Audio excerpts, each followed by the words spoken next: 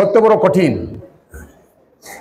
রেজা ভাই কিছুটা বলেছেন, আমি জানি না, মানে সবাই আমাকে বলে যে উনি আপনি তো কাউকেই ভালো দেখেন না, সবারই সমালোচনা করেন।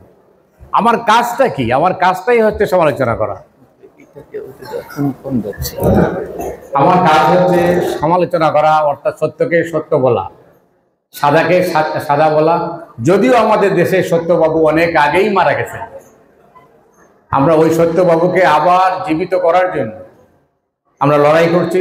আর সেই লড়াইয়ের সাথী হচ্ছেন এই রেজা ভাইরা, যারা রাজনীতি করেন। তারা রাজনীতিবিদরা যদি আমাদের হাত আবার না বেঁধে দেন, তাহলে আমরা মনে করি এই দেশটাকে সামনের দিকে নিয়ে যাওয়া সম্ভব। ভিন্ন মত থাকতেই পারে, আপনার একটা মত থাকতে পারে, আমার একটা মত থাকতে পারে, আপনার মতকে আমি শ্রদ্ধা জানাবো।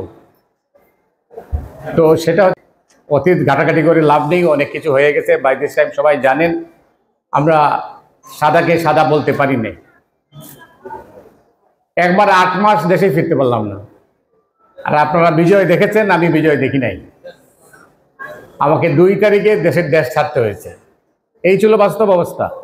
তো এটা বলেও আমি আরো তিক্ততা সৃষ্টি করতে চাই না। আমি শুধু এইটুকু বলতে চাই, লক্ষ্য থাকতে হবে, আদর্শ থাকতে হবে, ন্যায় নীতি থাকতে হবে, সত্য কথা বলার সাহস থাকতে হবে। তাহলেই একজন সাংবাদিক সফল হতে পারে।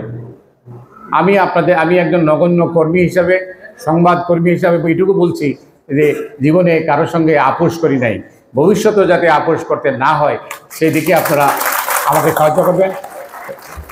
রেজা ভাইকে আবারও ধন্যবাদ জানাচ্ছি, কৃতজ্ঞতা জানাচ্ছি। বধু ভাই কিছু মনে করবেন না যদি আমাদের এখানে আত্মীয়তায় যদি কোনো রকমের ত্রুটি হয়ে থাকে, তাহলে আমাদের ক্ষমা করবেন।